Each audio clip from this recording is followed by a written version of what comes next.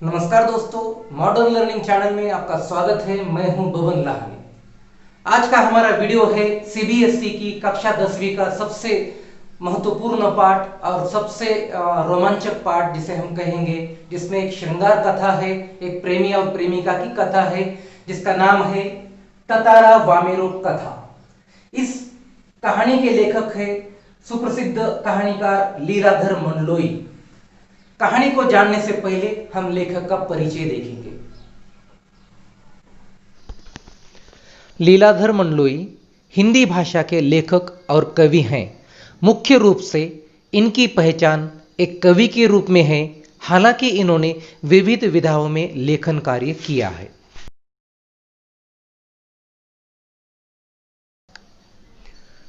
मंडलोई का जन्म भारतीय राज्य मध्य प्रदेश के छिंदवाड़ा जिले के गुड़ी नामक गांव में हुआ है।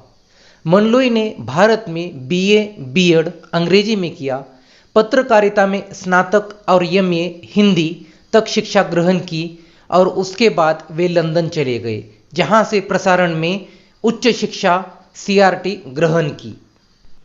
मंडलोई दूरदर्शन, आकाशवाणी के महानिदेशक सहित कई राष्ट्रीय अंतर्राष्ट्रीय समितियों के साथ ही प्रसार भारती बोर्ड के सदस्य रह चुके हैं। अंडमान का अंतिम छोर लिटिल अंडमान है और उससे सटा हुआ निकोबार का सबसे पहला उससे सटा हुआ द्वीप है कार निकोबार।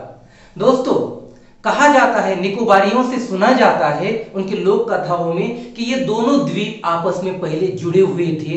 इन दोनों द्वीपों का अलग होने की एक कथा प्रचलित है जो आज भी वहां पर लोगों में सुनाई जाती है। आज हम उसी कहानी को देखने वाले हैं।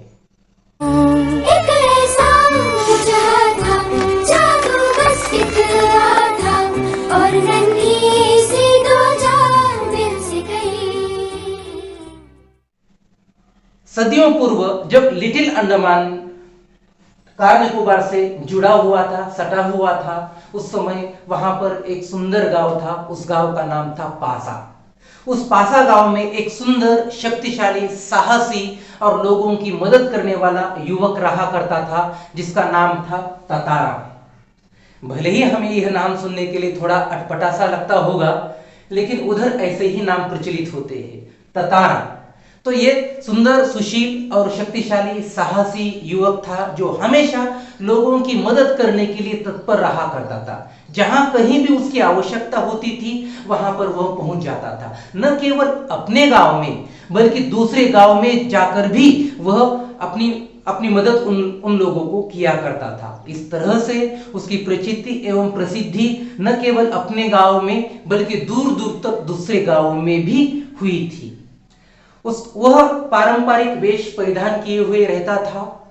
पारंपरिक वेश के साथ साथ उसके पास एक लकड़ी की तलवार रहा करती थी जो हमेशा उससे सटी हुई रहा करती थी। वह तलवार का उपयोग तो उसने कभी किया हुआ किसी लोगों ने तो देखा नहीं, लेकिन लोगों से उसकी अदम्य शक्ति और साहस और उसके जो कारनामे, उसने अभी तक जो भी काम किया है, वो सब देखकर लोग उस तलवार को अद्भुत तलवार माना करते थे और कहते थे कि उसकी तलवार में एक अद्भुत शक्ति है, कि जो अद्भुत शक्ति के कारण उस तलवार से कुछ भी कर सकता है। तो इस तरह का वह एक साहसी युवक था और देखने में भी सुंदर था। तो एक दिन क्या हो जाता है, वो शाम को घूमते घूमते वह समुद्र किनारे पहुंच जाता है। समुद्र किनारे जैसे ही वह पहुंचता है तो वहां पर का प्राकृतिक सौंदर्य देखकर वो मंत्रमुग्ध हो जाता है और उसमें खो जाता है। अब उम्र से वह युवा है, सहज ही है, किसी भी युवाओं को प्राकृतिक सौंदर्य ज्यादा आकर्षित करता है, तो उसे भी इस तरह का शाम का वातावरण जो था, संध्या समय जो था, वह आकर्षित करता है। वहां पर जाकर वो रेत पर बैठ जाता है और समुद्र को निहारता रहता है। सूर्य डूबने को आ रहा था। जो पंछियों की आवाज, चहचहाने की आवाज थी, वह भी आवाज धीरे धीरे धीरे धीरे शांत हो रही थी, अर्थात अंधेरा गहरा रहा था। तो उतने में उसे एक गाने की आवाज सुनाई देती है और इतने मीठे गाने की आवाज सुनाई देती है कि वह अपने आप को उस आवाज की ओर जाने से वह रोक नहीं पाता है और जहां से आवाज आ रही है वहां पर वह चल देता है। जैसे जैसे उस आवाज की ओर जाता है तो वहां पर वो देखता है तो वहां पर एक सुंदर युवती जो दिखने में भी बहुत अच्छी है और कोमल है, नाजुक है और सुंदर है, वह गाना गा रही है। वह संध्या समय को देखकर डूबते हुए सूरज की जो छाया है वो समुद्र में देखते हुए, रंग बिरंगे समुद्रों को देखते हुए वह बेसुध होकर, एकटक होकर, एकाग्रचित्त होकर, अपने आप में खोकर वह एक श्रृंगारिक गाना, एक श्रृंगार गीत जिसे हम रोमांटिक सॉन्ग कहते हैं, वह गाना गा रही थी। तो वह अपने आप में खोई हुई थी। इतने में एक ऊंची लहर आती है और जोर से लहर ऊंची आने के बाद वह उसको भिगो देती है।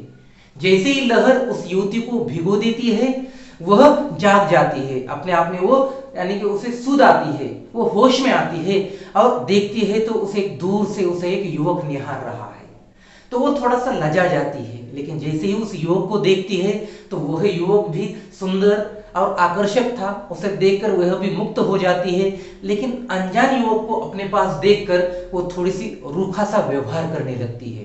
कहती है कि आप कौन हो, यहाँ पर क्यों आए हो? तो वो जो गाना गा रही थी, गाना गाते गाते समुद्र की लहर ऊंची आने के कारण उसका गाना रुक गया हुआ होता है, क्योंकि वो भीग गई होती है। तो जैसे ही उसने गाना रोका होता है, यह कोमल आवाज में ततारा जो है कोमल आवाज में कहता है कि आपने गाना क्यों रोक दिया? आप बहुत अच्छा गा रही थी, आपने गाना क्यों रोक दिया? यह कोमल आवाज में, नम्रतापूर्ण आवाज में यह प्रश्न सुनकर युवती तो प्रसन्न हो जाती है, उसे अच्छा लगता है, उसका आवाज, उसकी नम्रता उसे मोहित कर लेती है। लेकिन फिर भी थोड़ी सी शर्म से और अपना रूखापन दिखाते हुए, अनजान व्यक्ति से रूखापन दिखाते हुए वह पूछती है कि आप कौन हो, पहले मुझे यह बताओ। और अनजान व्यक्ति से, दूसरे गांव के व्यक्ति से मैं बात नहीं करती हूँ, तो पहले आप यह बताओ कि आप कौन हो और कहां से आए हो। लेकिन ततारा जो था यह उसमें खोया हुआ था, उसे बस उसका गाना सुनाई दे रहा था और वो उस गाने में इतना मंत्रमुग्ध हुआ था, खो गया था कि उसे वह गाना ही सुनाई दे रहा था, उसे दूसरी कुछ भी याद नहीं आ रहा था।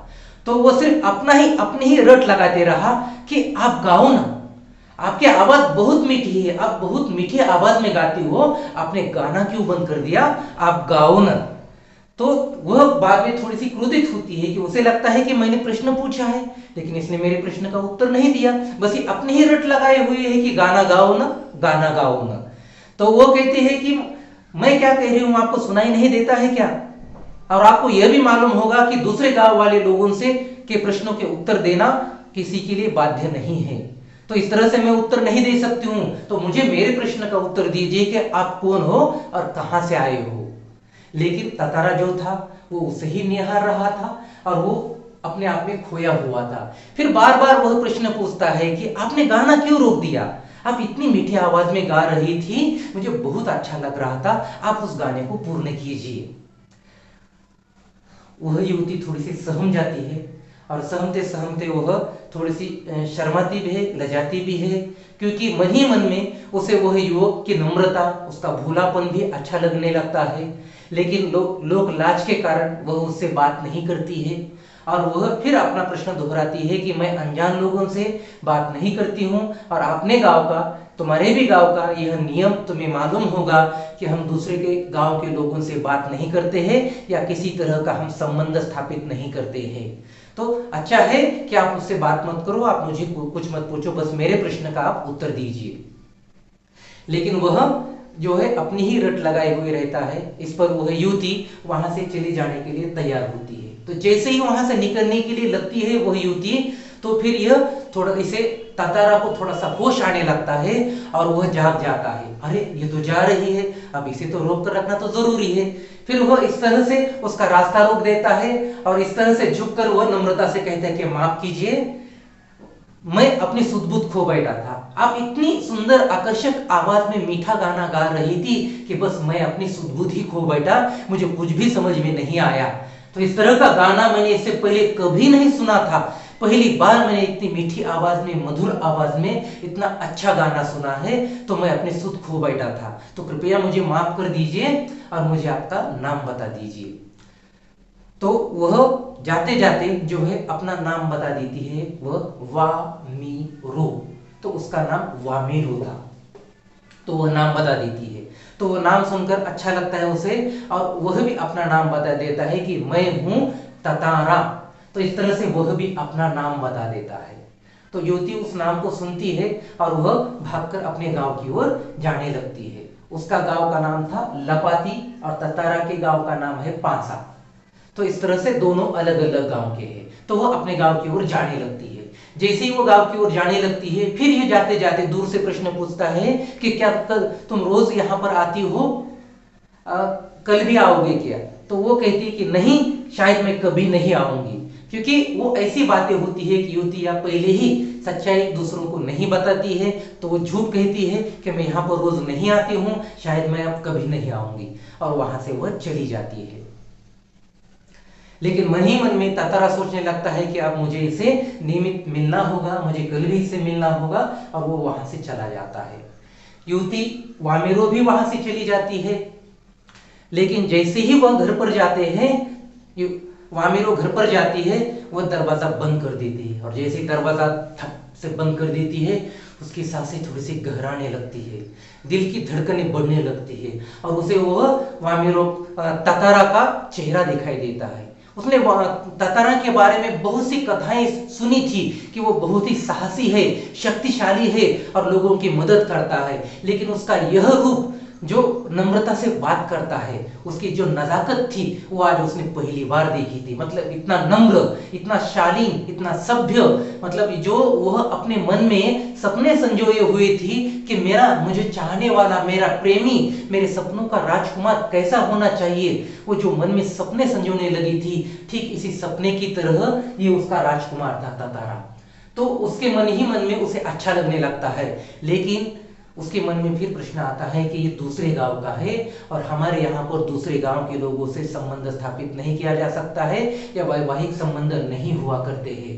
तो वो डर जाती है, सहम जाती है, और फिर उसका विचार मन से निकालने के लिए तैयार होती है। लेकिन उसका मन मानने के लिए तैयार नहीं होता है। उसे बार बार उसी की याद आती है, और वो हमेशा उससे ही याद करती है। ठीक यही हाल उधर ततारा का भी था। वह भी, यानी कि रात में जैसे ही घर पर जाता है, वह निरंतर वामेरो को याद करता रहता है। उसे निरंतर सतत वह वामेरो याद आती है। उसने इतनी कुलीन, इतनी शालीन, इतनी नम्र, इतनी मीठी आवाज में गाने गाने वाली भी लड़की युवती अभी तक नहीं देखी थी। ऐसा नहीं है कि उसने सुंदर लड़कियां नहीं देखी होगी, लेकिन इसके गाने से वह ज्यादा प्रभावित हुआ था। तो कहते हैं ना, पहली ही नजर में प्रेम हो जाता है। पता नहीं कब, कहां और कैसे हो जाता है, लेकिन लव एट फर्स्ट साइट जो होता है वो लगभग इसी प्रकार का होता है। तो इन दोनों को पहली ही नजर में प्रेम हो जाता है, और दोनों एक दूसरे के बारे में सोचने लगते हैं। दिल के कोने में किसी अनजानी एक राह पे मन ढूंढे है उसको, जैसे गाने का सुर दिल झूमे है मधुर, क्यों दोनों को मिला ये फासला, तरसे आंखें देखने को। इस तरह का हाल दोनों का होता है। अब हम शेष कथा को अगले वीडियो में देखेंगे। तब तक के लिए धन्यवाद।